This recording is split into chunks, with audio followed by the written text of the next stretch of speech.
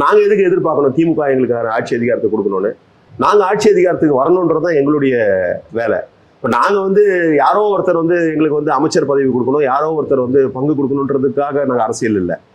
எங்களுடைய தலைவர் ஆட்சி பொறுப்புக்கு வரணும், அதுதானே எங்களுடைய எய்மா இருக்கும். அதை நோக்கி போகும்போது இதெல்லாம் ஒரு இன்டர்மீடியட் ஸ்டேஜஸாக தான் நீங்க பார்க்கணும். எங்களுக்கு எதுக்கு அடுத்தவங்க கொடுக்கணும் பவர்? அப்போ நாங்கள் அதுக்கு பாலிடிக்ஸ்ல இருக்க வேண்டியது இல்லைல்ல. எங்க தலைவர் முதலமைச்சர் ஆகணுன்றதான் எங்களுடைய நோக்கம் இருக்க முடியுமே தவிர, யாரோ ஒருத்தர் இந்த பரவாயில்ல நீங்க இருந்துக்கங்க துணை முதலமைச்சரான்றது அது எங்களுக்கான மரியாதையா இல்லை அது சரியா இருக்குமா? அப்படி கிடையாது. இப்போ அவங்க தேமுதிகவை சேர்த்திருக்காங்கன்றது அவங்களுக்காக மட்டும் இல்லை, இந்த கூட்டணியை ஸ்ட்ரென்தன் பண்ணணுன்றதுனால தான். அந்த குஷன் 2ஆ இருக்கலாம், 3ஆ இருக்கலாம், 4ஆ இருக்கலாம். அந்த குஷனை இருந்ததுன்னா அப்போ மினிமம் அந்த 8 இது பண்ணும். இதுவும் ஒரு கைட்லைன். இதெல்லாம் இந்த ஃபேக்டர்ஸ்லாம் தீர்மானிக்கும் எங்களுடைய எண்ணிக்கையை. சமயம் டைம்ஸ் ஆஃப் இந்தியா பிரசன்ஸ் மக்கள் நாயகன் இந்த நிகழ்ச்சியினுடைய சிறப்பு விருந்தினரா இன்று நம்மோடு இணைந்திருப்பவர் விடுதலை சிறுத்தைகள் கட்சியின் சட்டமன்ற உறுப்பினர் திரு SS பாலாஜி அவர்கள். அவரை வரவேற்று நம்ம பேச தொடங்கலாம். சார் வணக்கம். வணக்கம் ஜி. எங்களோட அரங்கத்துக்கு பேசுனதுக்கு ரொம்ப நன்றி. இப்போ நம்ம ஒரு ஃபோட்டோலேருந்து ஆரம்பிக்கலாம் சார். அந்த ஃபோட்டோ நாங்கள் போடுவோம், நீங்கள் பார்த்துட்டு உங்களோட ஒப்பீனியன் என்னன்னு சொல்லுங்கள். அதுக்கப்புறம் எங்கள் டீம்ல இருந்தும் பேச ஆரம்பிப்பாங்க. சில நேரங்களில் அரசியல் ரீதியான முடிவுகள் சில பேருடைய முடிவுகள் நமக்கு பெரிய அதிர்ச்சியை கொடுக்கும். அதிலும் குறிப்பாக இன்னைக்கு ஒரு கட்சியிலிருந்து இன்னொரு கட்சி போகிறதுன்றது, ஒரு தலைவர்கள் மாறுறது இல்லை பொறுப்பில் இருக்கவங்க மாறுறது ரொம்ப இயல்பானது. எல்லா பொலிட்டிக்கல் பார்ட்டிஸ்ல இருந்தும் அந்த மாதிரியான தாவல் இருக்கும். ஆனால் இதில் நான் என்ன ஒரு பெரிய ஆச்சரியமாக பார்க்குறேன்னா, ஆஸ் அன் இண்டிவிஜுவல், திமுகவுக்கு இணையான ஒரு கட்சி அதிமுக, அந்த கட்சியினுடைய தலைவர் என்கின்ற அளவில் இருந்தவர் அவர் திரு ஓ பன்னீர்செல்வம். முதலமைச்சர்லாம் விட்டுடுங்க, நான் ஒரு பொலிட்டிக்கல் பிளாட்ஃபார்மில் ஐ வேல்யூ பொலிட்டிக்கல் ரெஸ்பான்சிபிலிட்டி மோர் தென் இந்த மாதிரி கவர்னன்ஸில் இருக்கிறத விட. ஏன்னா தலைவராகிறது, ஒரு கட்சியினுடைய தலைவராகிறது பெரிய விஷயம். முதலமைச்சராக நீங்கள் பார்த்துருப்பீங்க, பல மாநிலங்களில் தலைவர்கள் முதலமைச்சராக இருக்க மாட்டாங்க, அந்த கட்சியில் இருக்கவங்க முதலமைச்சராக. ஸோ நான் முதலமைச்சரை பெருசாக நினைக்கல. கட்சி தலைவராக இருந்தவர் இன்னொரு கட்சியில் சேரக்கூடிய நிலையில், கட்சியாக கூட சின்ன சின்ன கட்சிகள் போய் மெர்ஜாக இருக்கிறதெல்லாம் நம்ம பார்த்துருக்கோம். இது ஒரு வினோதம்னு சொல்லலாம், இல்லை ஒரு விசித்திரமான ஒரு நிகழ்வுன்னு வேணால் சொல்லலாம். அதிலும் குறிப்பாக திரு ஓ பன்னீர்செல்வம் அவர்கள் நிறைய பேர் பல விதமான ஒரு அண்டர்ஸ்டாண்டிங்கில் இருப்பாங்க. நான் தொடர்ச்சியாக கிட்டத்தட்ட ஒரு 30 வருஷமாக அரசியலில் அவர்களை பற்றிலாம் தெரிந்து கொள்வதற்கான வாய்ப்பு கொண்டவன். திரு ஓ பன்னீர்செல்வம் முதல்ல ரொம்ப இன்ட்ரெஸ்டிங்கான விஷயம் என்னென்னா, அவர் அரசியலில் முதல்ல அவர் இருந்தது ஜெயலலிதா அம்மையாருடைய மிகப்பெரிய விசுவாசம். இன்னைக்கு நம்ம பேசுகிறோம் இல்லையா, அவர் தேர்தல் பணியில் ஈடுபட்டது ஜெயலலிதா அம்மையார் 89ல் பெரியகுளம் சட்டமன்றம்னு நினைக்கிறேன். அப்போ பெரியகுளமா போடி சட்டமன்ற தொகுதியாக இருந்தது. போடியில் ஜெயலலிதா அம்மையார் போட்டியிட்ட பொழுது ஜெயலலிதா அம்மையாரை எதிர்த்து திமுக வேட்பாளர் நின்னாங்க. அதிமுக ஜானகி அணி வருது. அப்போ ஜெயலலிதா ஜானகின்னு பிரிஞ்சிருந்தாங்க. ஜானகி அணியில் வெண்ணிராடை நிர்மலான்னு ஒரு நடிகை இருந்தாங்களே, அவங்க தான் வேட்பாளர். அவங்களுக்கு தேர்தல் பணி பார்த்தவர் திரு ஓ பன்னீர்செல்வம். ஒரு தகவலுக்காக சொல்கிறேன். ஆக இது பொலிட்டிக்கலாக டைஜஸ்ட் பண்ண முடியாது, அதாவது ஒரு நிகழ்வாக பார்க்கும்போது. ஆனால் அதில் என்னென்னா, திரு ஓ பன்னீர்செல்வத்தோட ட்ராவலை பாருங்கள். சட்டமன்ற உறுப்பினர் ஆனார் அந்த கட்சியில் அமைச்சர் ஆனார். அப்புறம் ஜெயலலிதா அம்மையாருக்கு ஒரு நெருக்கடி வந்தப்போ முதலமைச்சர் ஆனார். இன்னும் சொல்லப்போனால் 3 முறை முதலமைச்சர் ஆனார். ஆனால் முதலமைச்சராக இருந்தவர் எடப்பாடியாரோட ஒரு சிக்கல் வரும்பொழுது திருப்பி முதலமைச்சர் ஆகலை, துணை முதலமைச்சர் ஆனார்.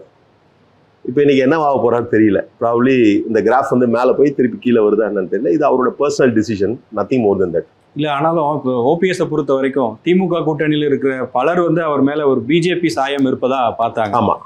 இப்போ திமுகவுக்கு வந்த உடனே அவர் புனிதர் ஆயிட்டாரா அப்படின்ற கேள்வியும் வருது இல்லை? நீங்கள் கேட்டதை தான் இன்னைக்கு காலையில் தலைவர் எழுச்சி தமிழரோட போயிருந்தப்போ அவர் செய்தியாளர்களை சந்திக்கும் பொழுது சொன்னார். அந்த மாதிரி ஒரு இமேஜ் இருந்தது. இப்போ அது இல்லை, அவர் திராவிடியன் பிரின்சிபலோட தான் இருக்குன்றது மாதிரியான ஒரு சிக்னிஃபிகன்ஸாக அப்படியே இதை பார்க்கலாம். திமுக ஒரு வாஷிங் மிஷின் தான் அப்போ. அதாவது ஒரு சூழல் காரணமாக பிஜேபியோட போயிருந்தேன் அப்படின்ற மாதிரி சொல்கிறாரா என்னன்னு தெரியல.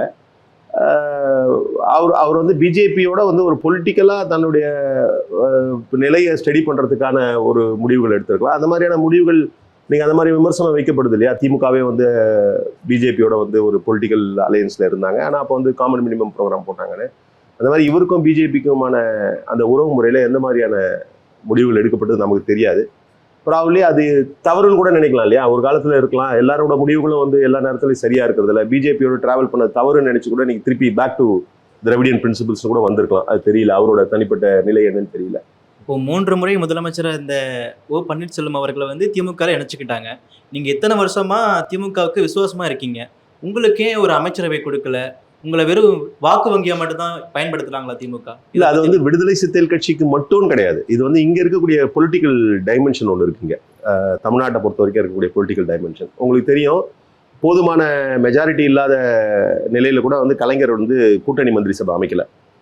உங்களுக்கு அந்த ஃபிகர்ஸ் வந்து ஹாஃப்வே மார்க் 118 வேணுன்றது இல்லாத நிலையில கூட கலைஞர் வந்து 5 ஆண்டு காலமாக வந்து கூட்டணி கட்சிகளுக்கான இது கொடுக்கல. இதில் வந்து பவர் ஷேர்ன்றது வந்து அந்த கான்செப்ட் வந்து நீங்கள் ஜென்ரலாக எப்படி பார்க்கப்படுதுன்னா, இன்னைக்கு இருக்கக்கூடிய கமர்ஷியலைஸ்டு பொலிட்டிக்கல்னு ஒரு இது இருக்குது.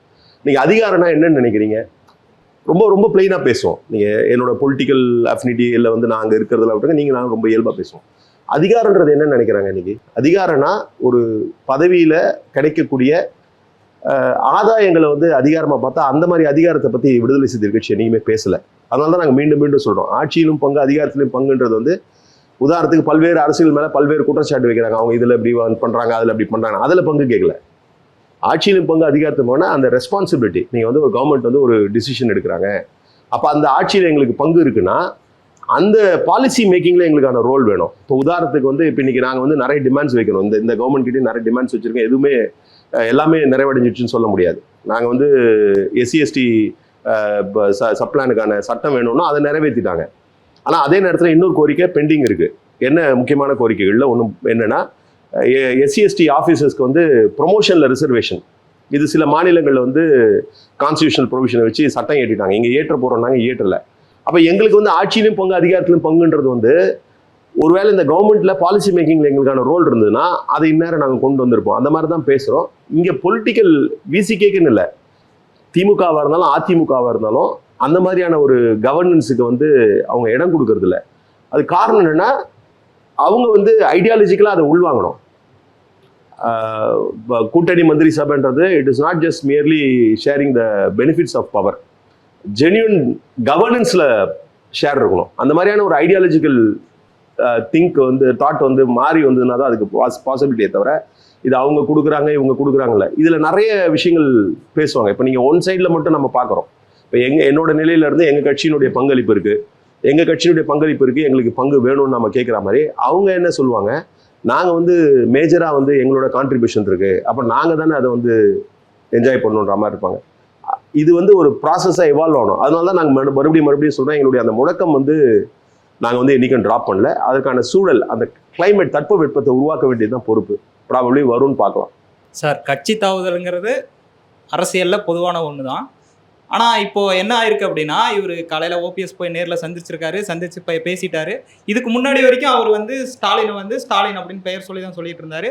இன்னைக்கு காலையில் அவர் வந்து ப்ரெஸ் மீட் கொடுக்கும்போது தளபதி அப்படின்னு சொல்லி பேசியிருந்தாரு. அதுக்கு தகுந்த மாதிரி அவருடைய கையில் கட்டி இருக்கக்கூடிய அந்த கயிறுகளாக இருக்கட்டும், அதுவுமே திமுக கொடியை வந்து ரிசம்பிள் பண்ணுற மாதிரி தான் இருந்துச்சு. ஒருவேளை ஏதாவது ஒரு இடையூறுனால VCK வந்து திமுகவிலிருந்து விலகி வெளியே போகுது அப்படின்னா அவங்களும் வந்து ஸ்டாலினை பற்றி விமர்சிக்க தொடங்குவாங்களா? இல்லை, விமர்சனங்கள்ன்றது வந்து நீங்கள் வந்து இன்றைக்குமே வந்து நான் தான் இப்போவே நான் தானே சொன்னேன். இப்போ நாங்கள் சொன்னது எதுவுமே வந்து இந்த அரசாங்கத்தில் வந்து எல்லாமே நடந்துச்சுன்னு சொல்ல இந்த மாதிரியான ஒரு கோரிக்கை வச்சுருக்கோம். அதை நிறைவேற்றலன்றதே ஒரு விமர்சனம் தானே. விமர்சனங்கள் வந்து வைக்கிறது வந்து எப்போவுமே தவறு இல்லை. அது வந்து ஒரு பொலிட்டிக்கல் அலைன்ஸ், அது ஒன்று. இன்னொன்று, நீங்கள் ரெண்டுமே அந்த ஒப்பீடு வந்து ஒரு சரியான ஒப்பீடாக நான் பார்க்கல. அவர் வந்து ஒரு கட்சியிலேருந்து இன்னொரு கட்சியில் போய் அந்த கட்சியிலேயே ஐக்கியமாயிடுறாரு. We are independent entity. நாங்கள் தனியாக ஒரு கட்சி. எங்களுக்கு வந்து நாங்கள் இன்னைக்கு கூட்டணியில் இருக்கோன்றதுனால திமுகவினுடைய எல்லா செயல்பாடுகளுக்கும் எல்லா நடவடிக்கைகளுக்கும் நாங்கள் வந்து இணங்கி போகிறோம்ல. இது எல்லாருக்குமே பொருந்தும், எல்லா கூட்டணிகளிலும் பொருந்தும். விமர்சனங்கள் இப்போவே செஞ்சுட்டு இருக்கோம். விமர்சனங்கள்ன்றது வந்து தவறான ஒரு விஷயம் இல்லை. அதை வந்து எப்படி பண்ணுறோம், இல்லை என்ன நோக்கத்துக்காக பண்ணுறோன்றது, மக்களை முன்னிறுத்தி செய்யக்கூடிய விமர்சனங்கள் என்றைக்குமே பண்ண வேண்டிய நிலையில் தான் இருக்கிறோம். அது நீங்கள் வெளியில் போய் தான் நாங்கள் பண்ணணும்னு அவசியம் இல்லை, இப்போவே பண்ணிட்டு தான் இருக்கோம். அடுத்த ஃபோட்டோ பார்த்துடலாமா சார்? பார்க்கலாம் சார். இது நேற்றைக்கு ரொம்ப உணர்ச்சிகரமான ஒரு சம்பவமாக பார்க்குறேன் நான். ஏன்னா what ever said and ton, நீங்கள் வந்து சில விஷயங்கள் வந்து ஒரு தன்னியல்பாக நிகழக்கூடிய ஒரு நிலையை தான் பார்க்குறேன். நீங்கள் அதனால தான் நீங்கள் அவர் முழக்கம் போட்டபோது கவனிச்சிருப்பீங்க. நிறைவாக ஒரு முழக்கம் போடும்போது வந்து வீர வணக்கம் வீர வணக்கம், போராளிக்கு வீர வணக்கம்னாரு. அப்புறம் திருப்பி தகைசா இன்னும் வாழ்நாள் போராளி, கரெக்ட். அப்போ என்னன்னா இது என்ன நமக்குன்னா, இது வந்து ஒரு இப்போ இன்னைக்கு இருக்கிற பொலிட்டிக்கல் இதில் வந்து இப்போ நிறைய நம்ம பார்க்குறோம். ஒரு காலத்தில் அரசியல் செய்யக்கூடியவங்க தான் அரசியலில் வந்து எந்த மாதிரியான நடவடிக்கைகளை முன்னெடுக்கிறதுன்னு இருந்தது. இப்போ அதுவுமே வந்து இன்னைக்கு வந்து என்ன சொல்கிறது, ஒரு கார்ப்பரேட் மயமாயிடுச்சு. இப்போ நீங்கள் தேர்தலில் வந்து ஒரு காலத்தில், இப்போ நாங்களாம் ஆரம்பித்த காலத்தில் பூத் ஸ்லிப்லாம் எழுதுவோம். இப்போ அதுக்கெலாம் வேலை இல்லை. அதை வந்து பிரிண்ட் அவுட் எடுத்து கொடுக்கறதுக்கு ஒரு ஆள் இருக்காங்க. நாங்கள் தான் கொண்டு போய் கொடுப்போம் பூத் ஸ்லிப்பை. இப்போ பூத் ஸ்லிப்லாம் கொண்டு போய் கொடுக்கறதுக்கு அவங்க அரசியல் பற்றி புரிதல் இருக்காது, எதுவுமே இருக்காது. கொண்டு போய் ஒரு நார்மலாக கொடுக்குற மாதிரியான நிலையில் இருக்கும். அந்த மாதிரியான ஒரு காலகட்டத்தில் ஜென்யூனான ஒரு பொலிட்டிக்கலான ஒரு சிந்தனை உள்ள ஒரு செயல்பாடாக தான் பார்க்குறேன். ஏன்னா அவர் வந்து அவ்வளோ உணர்ச்சிகரமாக பண்ணது. இது உள்ளபடியே வந்து அவர் செஞ்சாருன்றது எந்த அளவுக்கு பெருமைக்குரியதோ அல்லது வந்து போற்றக்குரியதோ அத்தகைய ஒரு நிலையில் வந்து ஐயா நல்லக்கண்ணுடைய வாழ்க்கை அமைந்திருக்கிறது. நாட்டினுடைய முதலமைச்சராக இருந்தாலும் வந்து அவர் வந்து முழக்கம் போடக்கூடிய அளவிற்கு வந்து ஐயா நல்லக்கண்ணுடைய வாழ்க்கையை வந்து மிகப்பெரிய அளவில் வந்து ஒரு தாக்கத்தை ஏற்படுத்தி இருக்கிறது. அது அவருக்கு மட்டும் இல்லை, எல்லாருக்குமான தாக்கத்தை ஏற்படுத்தி இருக்கிறது. இது அவர் வந்து பெருமைப்படக்கூடிய ஒரு செய்கை செய்தார்ன்றதை விட பெருமைப்படக்கூடிய ஒரு நிலையில் ஐயா நல்லக்கண்ணு அவர்கள் வாழ்ந்திருக்கிறார் என்பதை தான் பார்க்கிறேன். இதுல முதலமைச்சருடைய மாண்பு இருக்கு இல்லையா? ஆமா. ஹெச் ராஜா மருத்துவமனையில் அனுமதிக்கப்பட்டிருந்த போது கூட 2 முறை போய் பார்க்குறாரு. ட்விட்டர்ல சோஷியல் மீடியாலலாம் புகழேந்தி ஐயான்னு சிஎம்க்கு ஒரு பேர் வச்சிருக்காங்க. முதல்வன் படத்துல புகழேந்தி எப்படி இருப்பாரோ அந்த மாதிரி வந்து அவர் எல்லாரையும் சாஃப்டா அப்ரோச் பண்றாரு. திமுகன்ற கட்சி மேல கூட ஆட்சிக்கு எதிரான மனநிலை இல்லை கோபம் மக்கள் இருக்கலாம். ஆனால் ஸ்டாலின் அப்படிங்கிற ஒரு தனி நபர் மேல யாருக்குமே கோபம் இருக்க முடியாது அப்படிங்கிற ஒரு விஷயமும் சமீபத்தில் நம்ம எல்லாருமே கவனிக்கிறோம். நீங்க பார்த்த வரைக்கும் ஸ்டாலின் அப்படிங்கிற அந்த மனிதர் எப்படிப்பட்டவர், அவர் எப்படி பழகுறாரு ஒவ்வொருத்தையும்? ரொம்ப, அதாவது இப்போ எல்லாரும் பார்க்கக்கூடிய நிலையில் இருக்கக்கூடிய சம்பவங்களும் இருக்குது. இப்போ உதாரணத்துக்கு காலை உணவு திட்டத்தை வந்து துவக்கி வைக்க போனார் அவர்.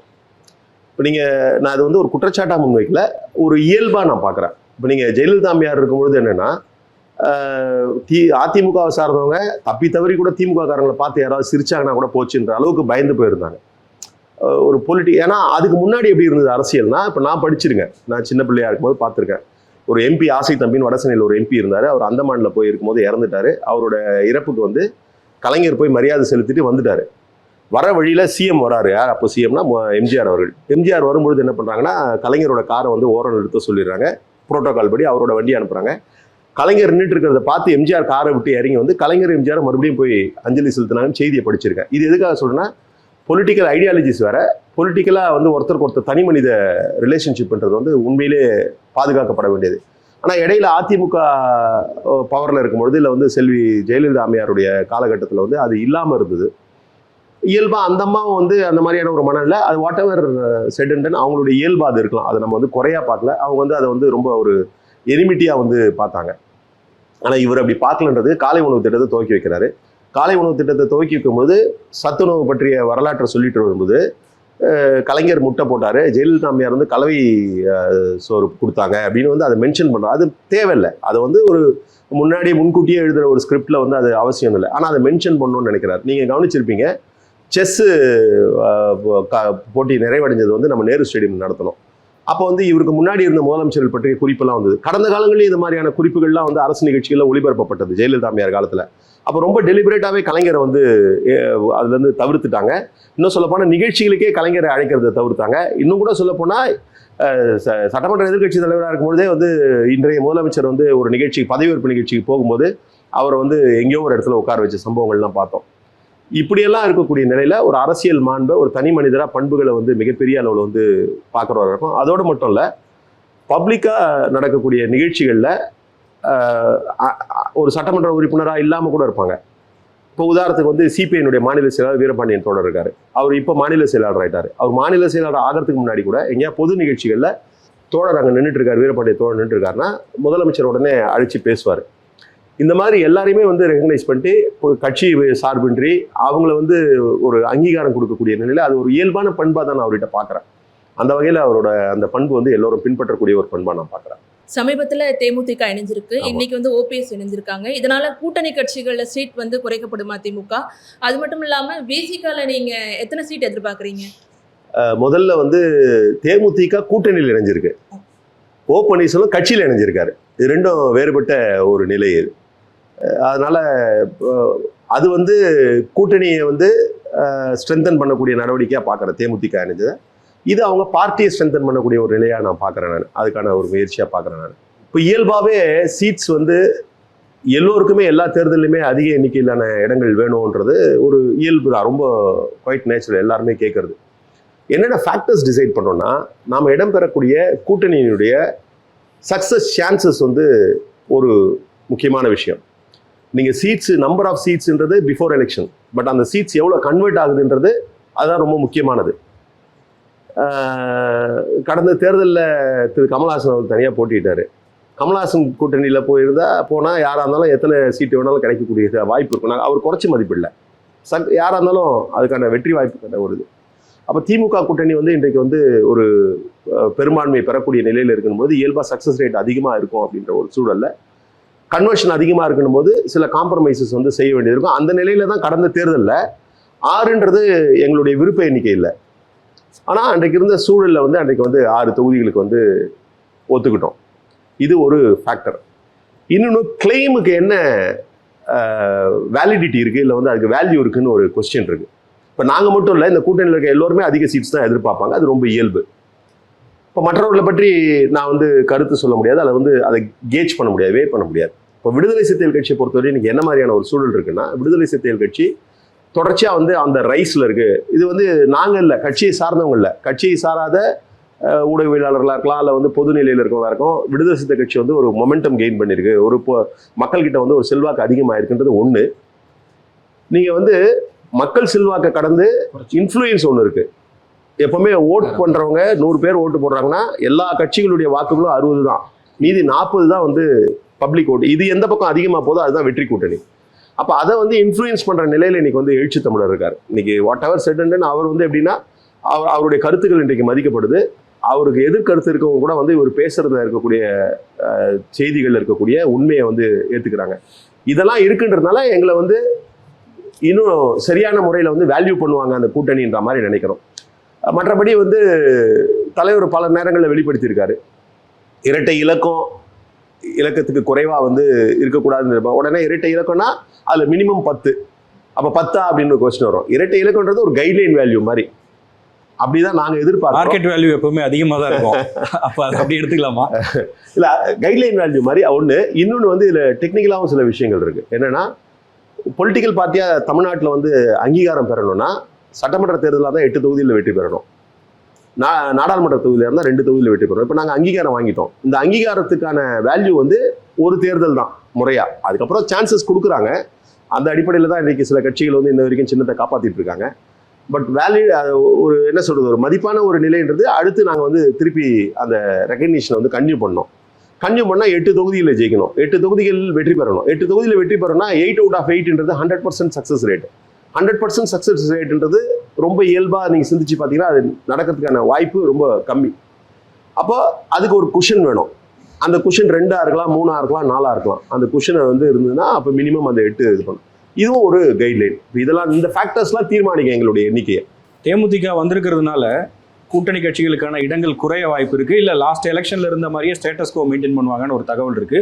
அப்படி ஏதாவது திமுக தலைமை சொல்லியிருக்கா உங்களுக்கு? இல்லை, இது வரைக்கும் அந்த மாதிரியான ஒரு கம்யூனிகேஷன் எதுவும் இல்லை.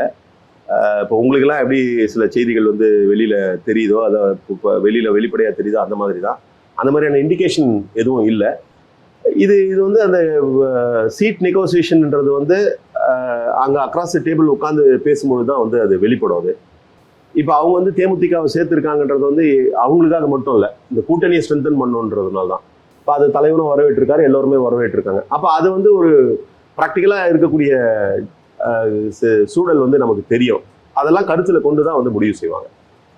சார், இப்போ நீங்கள் சொன்னீங்க ஸ்டாலின் அவர்கள் எல்லா கட்சியையும் அரவணைச்சு போறாரு அப்படின்னு சொல்லிட்டு, விசிகாவை இன்னும் அரவணைக்கலையோ அப்படின்னு சொல்லிட்டு வெளியே இருந்து பார்க்குறப்ப தெரியுது. ஏன்னா வந்து எப்பவுமே விசிகா கிங் மேக்கரா செயல்படுது அப்படின்னு சொல்லிட்டு வெளியே இருந்து சொல்றாங்க, ஆனால் எப்பவுமே கிங்கா செயல்படுறது இல்லை.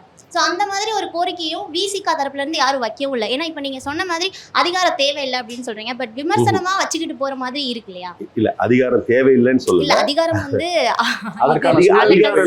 அதை வந்து டெஃபினிஷன் வந்து வெவ்வேறு விதமா பாக்குறாங்க. இப்போ நீங்க பார்க்குறதும் நான் பார்க்குறதும் வேணா ஒன்றா இருக்கலாம். நீங்கள் ஒரு சாதாரண மக்கள்கிட்ட வந்து அதிகாரம் அப்படின்றது என்னன்னா, இன்னைக்கு இருக்கக்கூடிய பொலிட்டிக்கல் சினேரியோவில் ரொம்ப வெளிப்படையாக பார்க்க போனால் பொலிட்டிக்கலாக கிடைக்கக்கூடிய கெயின்ஸில் வந்து ஷேர் அப்படின்ற மாதிரி ஒரு டெபிக்ஷன் இருக்குது.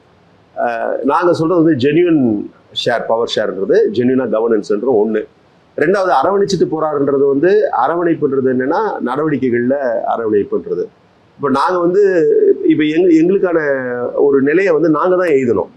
எங்களை வந்து no one can put us in position. அப்போ அதுக்கான பணியை தான் நாங்கள் செஞ்சுட்டு இருக்கோம். இப்போ நாங்கள் எதுக்கு எதிர்பார்க்கணும் திமுக எங்களுக்கான ஆட்சி அதிகாரத்தை கொடுக்கணும்னு? நாங்கள் ஆட்சி அதிகாரத்துக்கு வரணுன்றது தான் எங்களுடைய வேலை. இப்போ நாங்கள் வந்து யாரோ ஒருத்தர் வந்து எங்களுக்கு வந்து அமைச்சர் பதவி கொடுக்கணும், யாரோ ஒருத்தர் வந்து பங்கு கொடுக்கணுன்றதுக்காக நாங்கள் அரசியல் இல்லை. எங்களுடைய தலைவர் வந்து ஆட்சி பொறுப்புக்கு வரணும், அதுதானே எங்களுடைய எய்மாக இருக்கும். அதை நோக்கி போகும்போது இதெல்லாம் வந்து ஒரு இன்டர்மீடியட் ஸ்டேஜஸாக தான் நீங்கள் பார்க்கணும். இப்போ அதுக்கான வேலையை தான் நாங்கள் செய்ய முடியும். அதுக்காக இது வேண்டான்னு ஒதுங்கி போயிட முடியாது. அதுக்கான சூழல் இருக்கும்போது கண்டிப்பாக அதை கேபிட்டலைஸ் பண்ணுவோம். அதில் ஒன்றும் மாற்றமே கிடையாது. இப்போ எங்களுக்கு எதுக்கு அடுத்தவங்க கொடுக்கணும் பவர்? அப்போ நாங்கள் அதுக்கு பாலிடிக்ஸில் இருக்க வேண்டியது இல்லைல்ல. எங்கள் தலைவர் முதலமைச்சர் ஆகணுன்றது தான் எங்களுடைய நோக்கம் இருக்க முடியுமே தவிர, யாரோ ஒருத்தர் வந்து இந்த பரவாயில்ல நீங்கள் இருந்துக்கங்க துணை முதலமைச்சரான்றது வந்து அது வந்து எங்களுக்கான மரியாதையா இல்லை வந்து அது சரியா இருக்குமா? அப்படி கிடையாது. அதே நேரத்தில் ஒரு ஐடியாலஜிக்கலாக எவால்வ் ஆகுது, எல்லோரும் பவரை வந்து ஷேர் பண்ணலாம் அப்படின்னும் பொழுது அந்த நேரத்தில் வந்து வாங்குறது ஒன்றும் தப்பு இல்லை. இப்போ அதுக்கான சூழல் இல்லைன்றோம்.